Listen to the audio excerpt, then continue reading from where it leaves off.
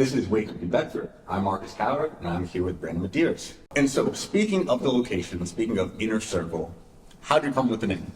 So I've always been a big believer in you are the sum of the people you associate with.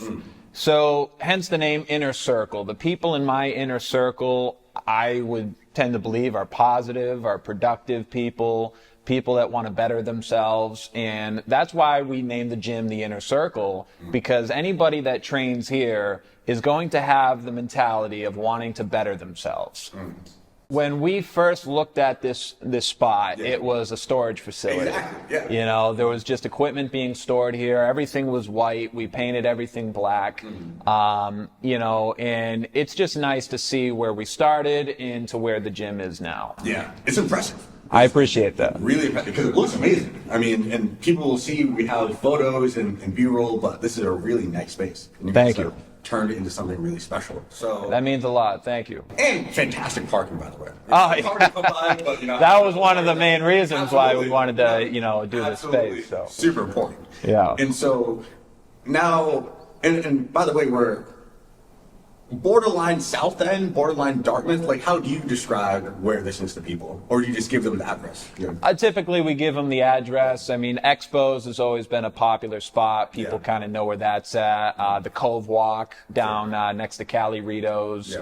So typically, we just throw them the address. Everybody has GPS nowadays, you know. Exactly. So with And it's not technology, that hard to find. exactly. I'm Yeah. surprised it was so close. I mean, I live like right next to Buttonwood Park, and I had no idea it was this close. And Yeah, a lot of people have told me that. They're like, you know, I'm only a few minutes down the road, Exactly. and that's the beauty of being in New Bedford. So.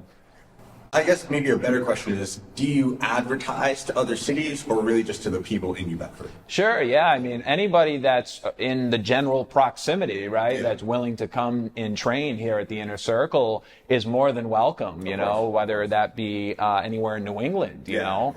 But we also offer online training as well. So if somebody wanted to train virtually, that's an option too. And so have you been getting some traction with that? Yeah, there's been traction from pretty much all aspects of what we provide. Yeah. So whether that's one-on-one training or semi-private training, pretty soon open gym access, you know, traction has been building fairly well, I'd say, and it's all about momentum. You know, we want to just keep the ball rolling. So you just mentioned a few services. Can you let everyone know what services you do offer? Sure, yeah. So as of right now, we offer one-on-one personal training and small group and semi-private training. And as mentioned before, we're going to be doing open gym access as well. And online training is an option too. So if people are in an area that they just physically can't come to the training facility, then online training, I think, would be a great option. And then, so do you and Kobe split the time like 50-50, or is one of you more the personal trainer out of the two? Yeah, great question. Colby's typically here in the mornings. I've never been an early bird. I pride myself on being a night owl. And Colby's usually here in the mornings, and I'm usually here in the afternoons and the nights. Okay. And you split it up like that? Typically, yeah. I mean, there's certain days where, you know, maybe I'll train in the mornings, Colby might train in the afternoons and nights. You can't go wrong with either of us, you know. As mentioned before, we're both NASM certified personal trainers. You're going to get a great experience whether you're with Colby or whether you're with myself. And so you're saying NASM, right? Okay, so this is new information. So Yeah. what was getting that certification? Is it a certification? It is. It's the National Academy of Sports Medicine. Okay. And it is a certification, a lot of studying, a lot of work. I mean, it took me a long time just to get through the studying portion, right? And then to get to the final exam. But it's very meticulous. It's a lot of information, learning about the human anatomy, learning about the muscle structures and how everything. How long of a process was that? For me personally, it took me close to a year. Yeah. Just to study, just to be able to retain the information. You know, I wanted to spend my time with it to really absorb everything. I've never been a good studier, you know. It's one of those things throughout my life that I always had a difficult time being able to retain information. So with this course, I wanted to really read things over, probably read over the chapters like 3 to 5 times. Sure. And that's why it took so long. But I knew it was going to pay off, because the more time I spent learning and studying, the more information that I'm going to be able to provide my clients. Yeah. And it was definitely something that that I look at as a great benefit. And I really appreciate that thoroughness, because you mentioned this before, that you believe that everything you learn, whether you remember it or not, is going to be in your subconscious. And then Right. once you start to reintroduce yourself to whatever we're talking about, then it's really just wiping off those cobwebs, and you can just re-access that. Absolutely. And so I appreciate that thoroughness, because now you just have that information, you know, and you put in the work and the time in order to absorb it. So like you said, you can offer that to your clients. Absolutely. And so that was mostly about fitness, biology, nutrition, or just a little bit of all three? It's a little bit of everything for sure. You know, I think the biology is kind of a broader topic that will eventually get fine-tuned into things like exercise science or something around that field. The nutrition I've always been passionate about. I'm not certified in nutrition by any means, but I do know a thing or two about a thing or two when it comes to tracking your food and your macros, and I'm able to give nutritional advice to people and kind of just point them in the right direction, which is great. And so, do you see yourself just having that general knowledge of nutrition? I mean, even more than general, I mean, pretty specific, but do you see yourself getting certified or getting a degree in nutrition? I do. I do. Yeah, I think it might not be a collegiate degree, but I would like to get certified in nutrition. That way I can actually prescribe more specific aspects of nutrition to people. But yeah, I am very passionate about nutrition, almost as much as I am with fitness and working out, because again, we touched upon this, nutrition is just as important, if not more important, than the actual workout itself. So, I mean, like I said, I could track my food with my eyes closed, So I've been hearing in news recently that doctors, and some doctors, are now able to prescribe more unorthodox, health prescriptions, like working out or a nutrition, prescription. Have you heard of this? I've heard a little bit, but maybe you can elaborate some more. No. So I was going to ask you, if a doctor was to prescribe something, either what do you think they would, or as a fitness trainer, what would you recommend that prescription be? Yeah, I mean, I guess it would depend. I am not in a position to give medical advice, but I think if somebody has the choice between surgery or medication, or just having a healthier lifestyle, I think it would make sense to do the latter, right? I think it would make sense to maybe lose the weight first before you opt to get the surgery or hop on some kind of medication that could potentially have long-term effects. I mean, we don't know. So I'm always going to be like, hey, if it's an option, I mean, of course there's situations where hey, the working out or the fitness isn't even an option at this point, and we got to go straight to the medication. And at that point, it's okay, that's a little more understandable, like doctor's orders, they're giving you medical advice at that point. But I think if it's a choice between the two, I think it would make more sense to do the fitness route. Okay, thank you. And now my mind is going to injuries and physical therapy. Is that something you see yourself learning more about, or being certified? And also talk a little bit about any personal injuries you've had and how you've had to overcome that, maybe. Yeah, sure. I mean, physical therapy, I think, is a great branch in the fitness industry, and it's something I'd love to learn more about. I have a lot of respect for physical therapists because, their job is a lot more specific, right? It's a lot more fine-tuned to depending on what the injury is or what the issue is that somebody is experiencing.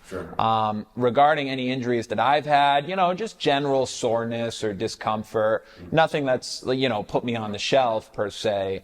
But it's something, you do your own research, right? I've gone back into my NASM program to learn about certain things that might be bothering me, whether it's lower back discomfort or maybe some knee pain. I remember actually, now that you brought it up, when I was running consistently, pretty much daily, I was dealing with a little bit of knee pain that was preventing me from, just having this, I contribute running to just almost like a monotone thing where it's like you kind of shut your brain off and just kind of, just get through it, right? You're an autopilot, as I like to call it. And this pain was to the point where I wasn't able to shut my brain off, and I'm like constantly focusing on that discomfort. So I did a little bit of research, and I was able to do a couple of things and rehab it at home.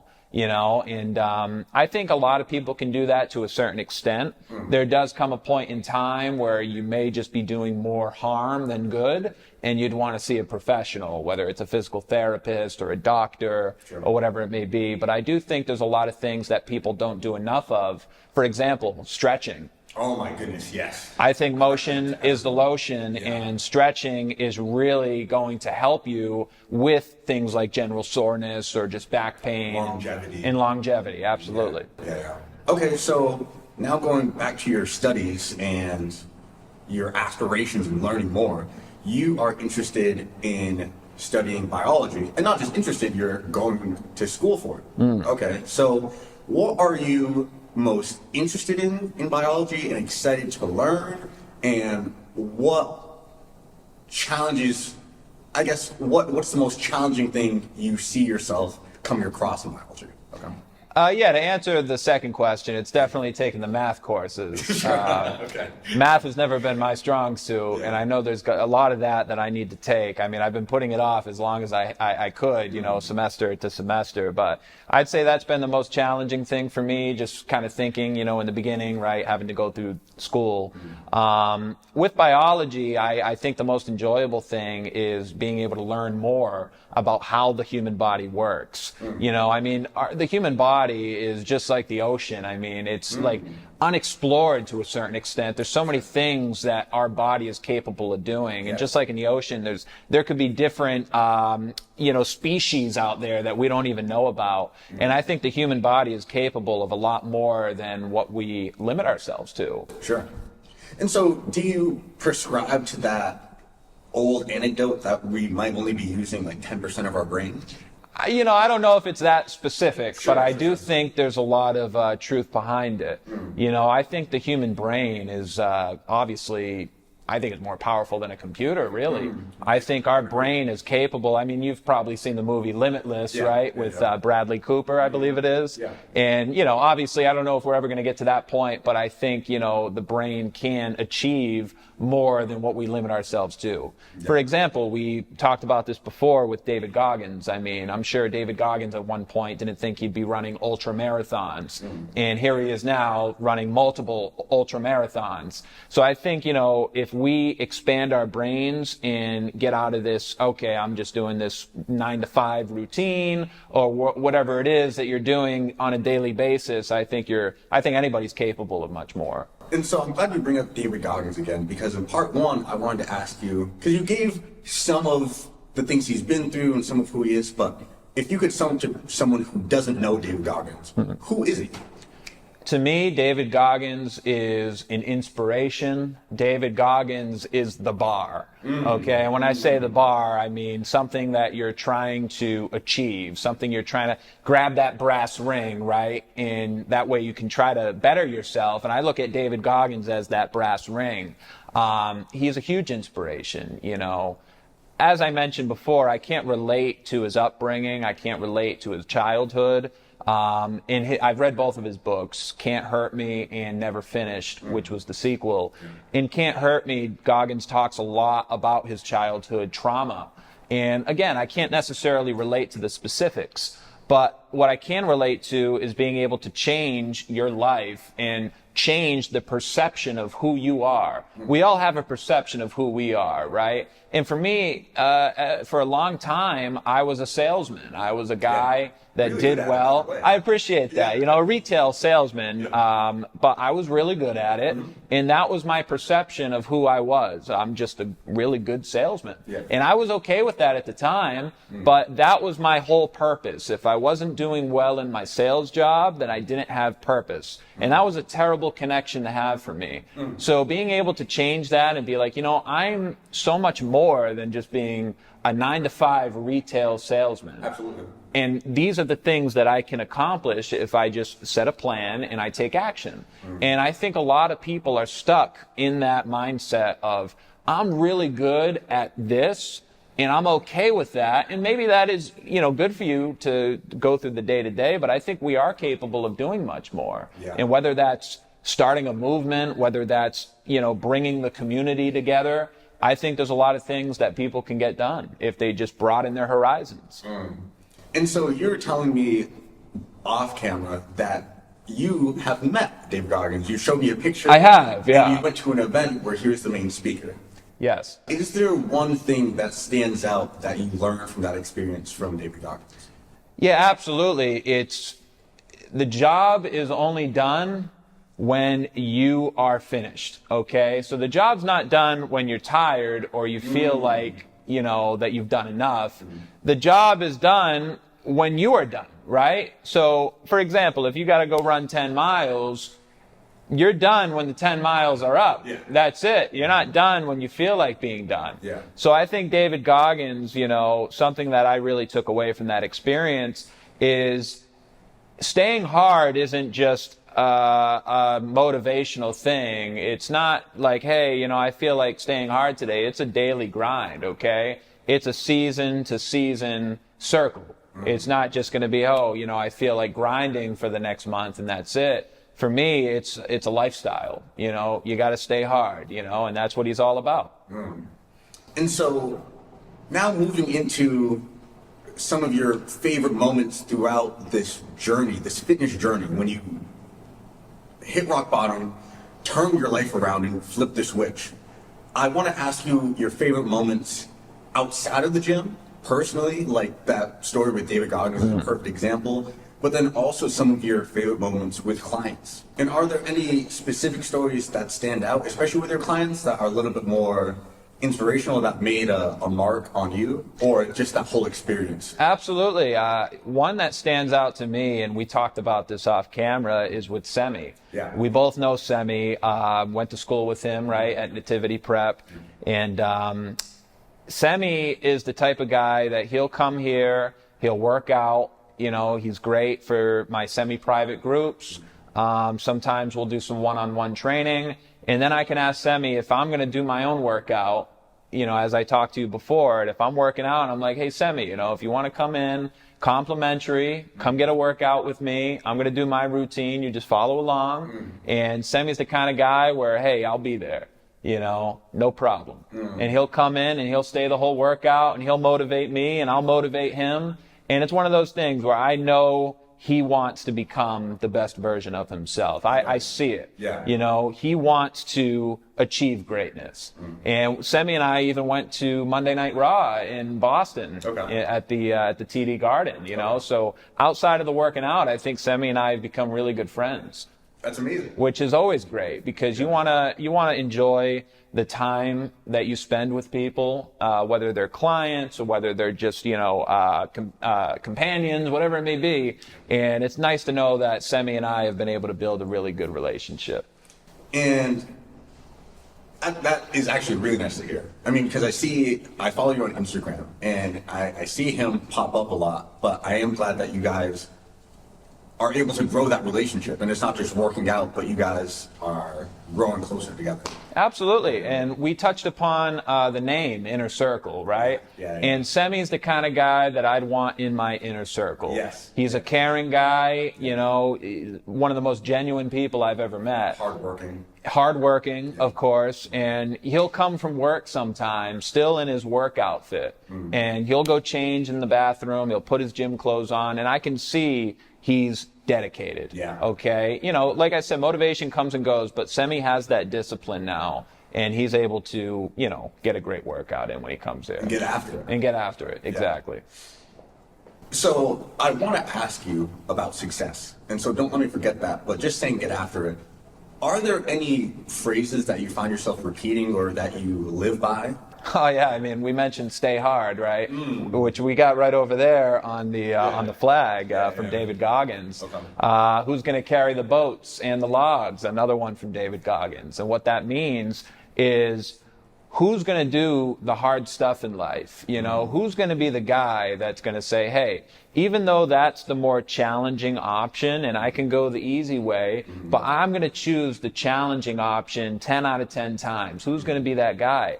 And there's times in my life, and I've touched upon this before, where I know I need to do something and I start to negotiate with myself. Like, maybe I don't have to work out today. Maybe I could take a rest day, or maybe I'm not going to go run because it's too cold or it's snowing or whatever it may be. And then you got to take a nice long look in the accountability mirror, right? And you got to just be truthful with yourself and just say, hey, why are we having the negative self-talk? Why are we negotiating with ourselves? We know there's a job to be done, and we got to do it. Yeah. And the job is done when you complete it. That's it, when it's finished. That's it. It's that simple. And I look at that at pretty much every aspect of my life nowadays. It's, you know, I use the same analogy as if I'm contractually obligated to go to work. And you know you got to be at work from 9 to 5.